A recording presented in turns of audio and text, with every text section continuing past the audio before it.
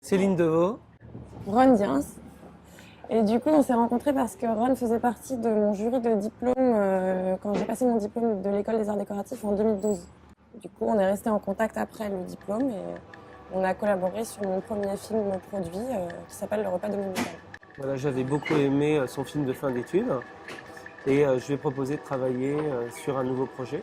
Et donc Céline est revenue vers moi avec Le repas dominical au stade larvaire, on va dire. C'était un beau projet et qui a pris de l'ampleur à mesure qu'elle a travaillé dessus. Alors, c'est un film de 15 minutes qui est entièrement réalisé à la main, au dessin fait à la main. C'est des dessins sur rhodoïde rétro-éclairé. Enfin, c'est une technique de peinture animée quasiment.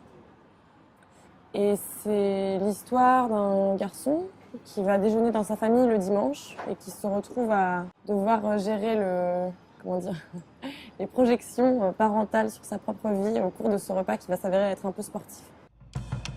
Ses parents aussi auraient besoin d'un verre, se dit-il, autant pour tolérer la présence des convives ce jour-là que pour feindre l'indifférence à propos de l'homosexualité de leur fils, qu'ils vivaient comme un curieux mélange de défaite et d'exotisme.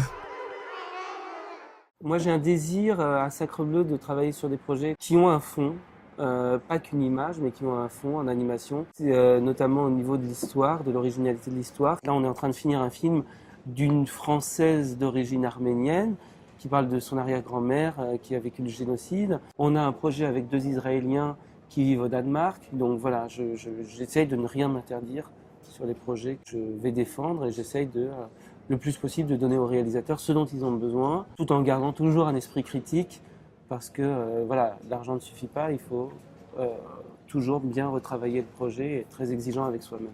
On vient de terminer un long métrage qui était principalement fabriqué en France à 90%. C'était important pour moi qu'il soit fabriqué en France parce que c'est de l'argent français et qu'il y a des talents en France et qu'à partir de là, j'ai vraiment pas ce désir de sous-traiter en Chine ou dans d'autres pays. Mais la Chine, très clairement, il y a des écoles d'art, c'est des villes entières, quoi. C'est des villes entières et quand ils vont être diplômés et qu'ils vont sortir sur le marché, ça va fondamentalement changer le monde. Le monde des festivals, ils vont recevoir beaucoup plus de films et le monde de la perception. Donc on a travaillé à 90% en France et à 10% au Danemark. Le Danemark a trouvé le complément de financement. Ça s'est très bien passé, c'est un projet que j'ai suivi depuis 2009. Les auteurs ils sont depuis 2006 et c'est à la fois long et court pour un film d'animation. On fait tout pour avoir une double sélection, ce qui est déjà arrivé avec une réalisatrice qui s'appelle Dae Young, qui l'année dernière a été sélectionnée à la quinzaine des réalisateurs et également à Annecy après coup et qui a gagné le Cristal. Et là, on a fait un peu la même chose, donc c'était la même stratégie pour le film de Céline. Je pense que c'est intéressant de travailler avec une boîte comme Sacrebleu aussi pour une autre raison, c'est que ils sont pas grégaires en termes de choix techniques et que Ron c'est quelqu'un qui aime l'animation, je pense. Mais non mais je veux dire, l'animation c'est aussi un petit monde avec des codes très spécifiques et qui peut parfois un peu se replier sur sa spécificité technique. Et je pense que c'est juste du cinéma et que parfois ça manque un peu de cette ouverture-là. Et c'est pour ça que c'est agréable de bosser comme ça. Parce que moi j'ai eu une liberté totale pour faire mon film. Et il n'y avait pas l'idée qu'on était dans une prouesse technique quelconque. C'était justement, on fait un film, quoi. Quel que soit l'outil utilisé, après tout, c'est juste de raconter son histoire. Et surtout, ce qu'on a découvert après coup, de très important sur le film de Céline, c'est que c'est un film qui est bavard, parce que c'est le sujet, et c'est un film qui est très écrit, et très bien écrit. Et ça, c'est très rare dans le cinéma d'animation. Et elle lui dit qu'il a de la chance d'être jeune et beau.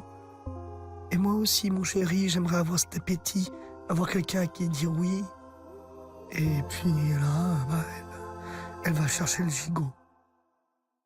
Et pour moi, et on en a parlé avec Céline, ça a ouvert un peu des perspectives, notamment de possibilités de travailler dans le film de prise de vue réelle par la suite. Donc je pense que Céline a un peu aussi cette réflexion, elle a beaucoup de réflexions sur son avenir, mais je pense que c'est une réflexion qui la tient à cœur, et notamment dans son expérience avec Vincent Macaigne, au niveau de la voix, du travail de la voix et de la direction d'acteur. Donc Donc je dirais qu'après après le repas dominical, il y a un champ de possible pour Céline qui s'ouvre et c'est une situation qui est, je pense, plus agréable qu'angoissante pour Céline et ça c'est très très bien, quoi.